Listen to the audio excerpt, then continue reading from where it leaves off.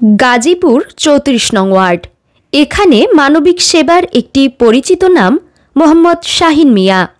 বহু বছর ধরে তিনি নীরবে নিভৃতে সাধারণ মানুষের পাশে দাঁড়িয়ে গড়ে তুলেছেন বিশ্বাস, আস্থা এবং নির্ভরতার এক শক্ত ভিত্তি। স্থানীয় বাসিন্দাদের মতে ব্যক্তিগত সমস্যা থেকে সামাজিক সংকট, যে কোনো পরিস্থিতিতে প্রথম যাকে মনে পড়ে তিনি মোহাম্মদ শাহিন মিয়া। শিক্ষা থেকে শুরু করে চিকিৎসা, জীবনের গুরুত্বপূর্ণ ক্ষেত্রগুলোতে তার অবদান বিশেষভাবে উল্লেখযোগ্য। অনেকে জানান, স্কুলে ভর্তি নিয়ে পরিবারগুলো যখন দুশ্চিন্তায় পড়ে তখন নিজের অর্থায়নে অসংখ্য শিশুর শিক্ষার ব্যবস্থা করে দেন মোহাম্মদ শাহিন মিয়া।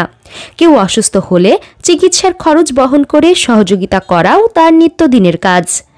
মানুষের প্রতি অটল ভালোবাসা, দায়িত্ববোধ এবং মানবিকতার ভিত্তিতে এগিয়ে চলা এ মানুষটিকে ৩৪ নং ওয়ার্ডে তৈরি করেছে একজন নির্ভরযোগ্য সমাজসেবক হিসেবে।